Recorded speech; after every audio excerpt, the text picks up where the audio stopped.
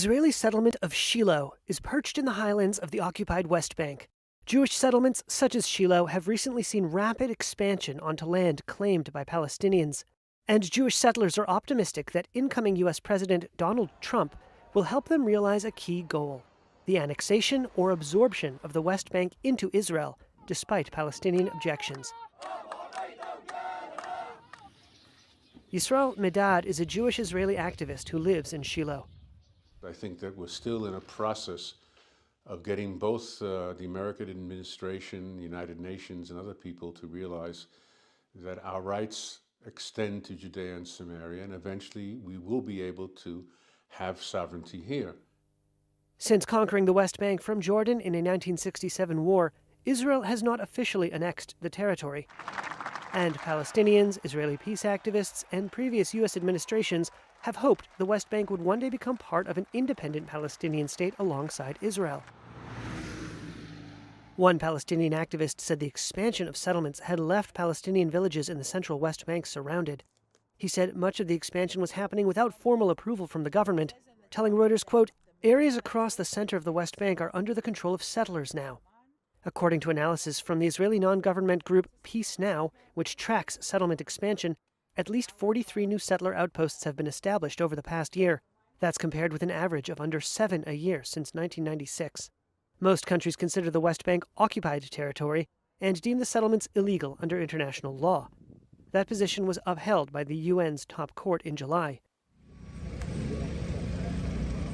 At the same time, violence by Jewish settlers against Palestinians in the West Bank has escalated, drawing international condemnation and U.S. and European sanctions. It is difficult to see how the next Trump administration could balance Israel absorbing the West Bank with preserving Palestinian dreams of statehood. One of the diplomatic achievements of Trump's first term in office is what are called the Abraham Accords, a deal that normalized relations between Israel and 4 Arab nations. And Trump may likely want to expand the accords to include Saudi Arabia. But Riyadh rejects Israeli claims to sovereignty in the West Bank. Former U.S. Mideast envoy Dennis Ross told Reuters, quote, "There is no way the Saudis will think seriously about joining if Israel formally absorbs the West Bank." I recognize Judea and Samaria as part of Israel. But many figures in the incoming Trump administration, particularly those on the American Christian right, are explicitly sympathetic to Israel's settler movement. They include Christian evangelical Mike Huckabee, who Trump named as his next ambassador to Israel. Many American evangelicals affirm what they say are ancient Jewish claims to the land, which they call by the biblical names Judea and Samaria. Near the settlement of Shiloh is an archaeological site that some identify with biblical figures such as Hannah and the prophet Samuel. Huckabee, as well as Trump's nominee for Defense Secretary Pete Hegseth, have visited the site. Huckabee did not immediately respond to a request for comment. Many of the people in the new administration have been here to Shiloh with us, have prayed with us, have toured with us, have come because they understand the biblical significance and how important this is to Israel. Eliana Passington lives in the nearby settlement of Eli and serves on the regional council.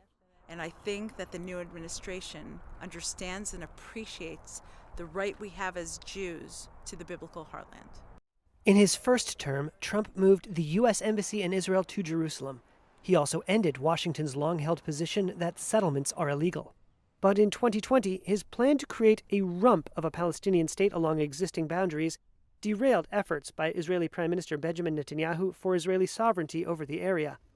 Now, Israeli activists hope that sovereignty will finally be made official. Our hope is that we will take a decision together. Israel Gantz is the head of the Yesha Council, an umbrella group of Israeli settlements in the occupied territories. I understand that the responsibility on the Israeli government, but I hope that Trump administration will let them take the decisions that will be good for the state of Israel, and I will say for the Middle East.